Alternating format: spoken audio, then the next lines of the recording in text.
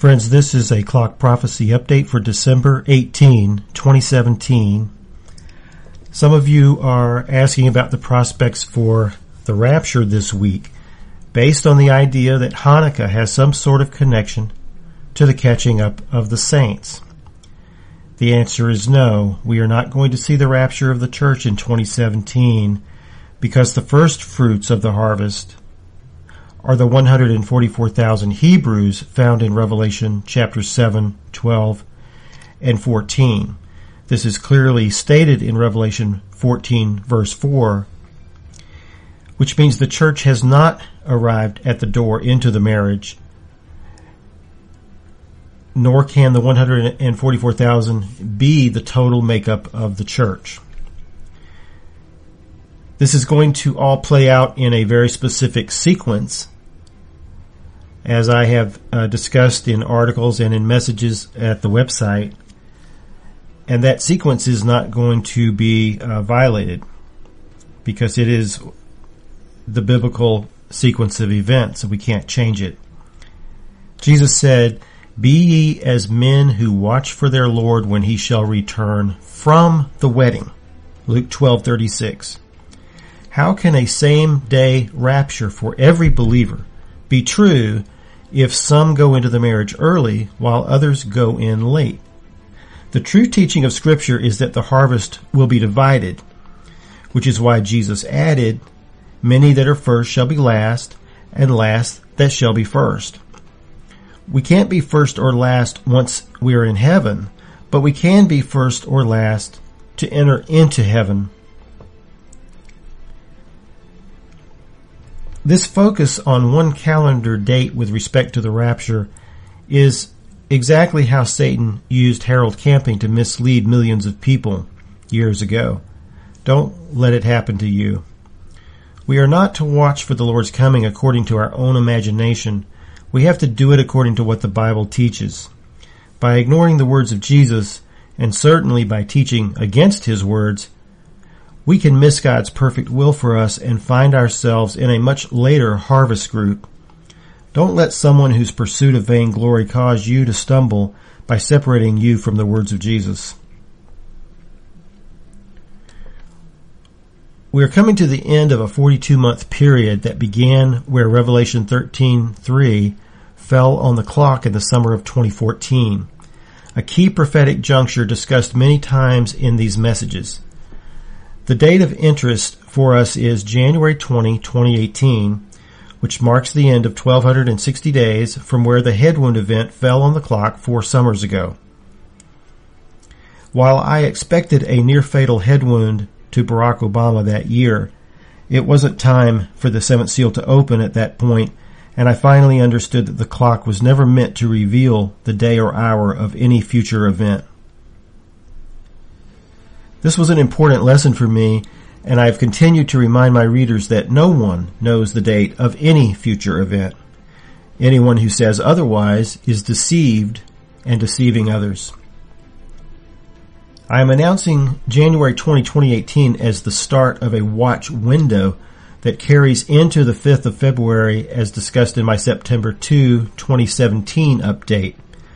The February date marks the end of a 2-hour delay on the clock using clock time, representing a period of 521 days following the end date on the clock, which was September 2, 2016.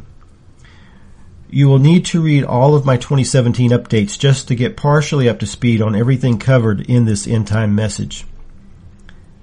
At the same time, we are fast approaching a full lunar eclipse to mark the end of our final generation as early as September 29, 2018. However, I do not expect the Lord's physical return to occur next year. The completion of 80 Hebrew years consistent with Psalms 90 verse 10 actually carries us to the Feast of Tabernacles in 2020, which now seems to be the most likely year for the Lord's coming. To fully understand these time parameters, you will need to read the introduction of my book, The Clock of the Four-Night Watches, which you can find at my website with a free download option.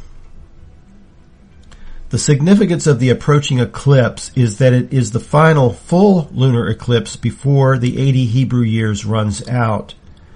This could mark the rapture of the church in 2018, or it may mark some other key prophetic event yet to occur. Once we have absolute confirmation that the seventh seal has opened, the four-part harvest will begin. How will we know? A large meteor will strike off the coast of Italy, destroying Rome and virtually all of Europe, as described in Revelation chapters 8 and 18. If you have not read my article on the four-part harvest from the main page, please do so. I explain why the harvest is broken into four key groups and how their redemption occurs throughout the 42 months of John's vision. Some will go early and some will go late, exactly as Jesus said. If you have not read my book, I encourage you to make that a priority before the start of the new year. President Trump made history last week when he announced our government's recognition of Jerusalem as the capital city of Israel. This is one more step in our progression to critical mass on the clock as we approach the greatest trifecta known to Bible prophecy. Here is the list. Number 1, the opening of the seventh seal, marked by massive fires as recorded in Revelation chapter 8, verse 7, followed by a large meteor that strikes off the coast of Italy in the Tyrrhenian or Mediterranean Sea, killing millions across Europe. As for the fires of the first trumpet, have you been watching the devastation of wildfires now sweeping through California? It is, however, difficult to gauge whether we are seeing the first trumpet or not, and it may be that we are seeing it, but the second trumpet will be unmistakable. Number 2, the head wound event, Revelation 13:3, disabling Barack Obama and triggering the rise of the Antichrist out of Europe, as discussed in my book and in these updates. We see this individual from Europe in various media outlets with his wife Kate and family almost daily now in every part of the USA.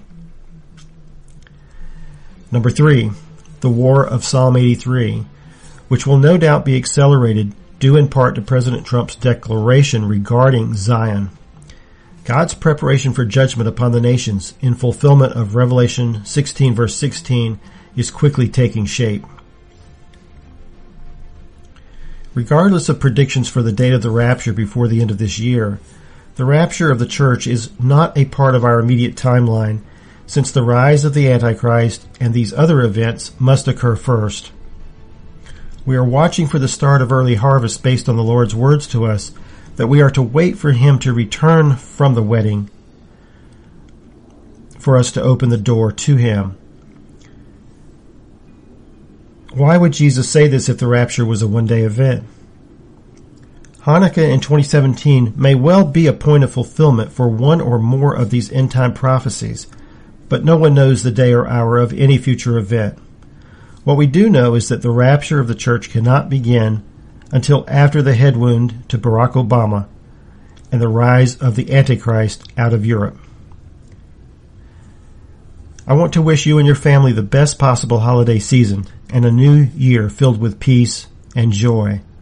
God bless as you continue to hear what the Spirit is saying to the churches. Behold, I come quickly.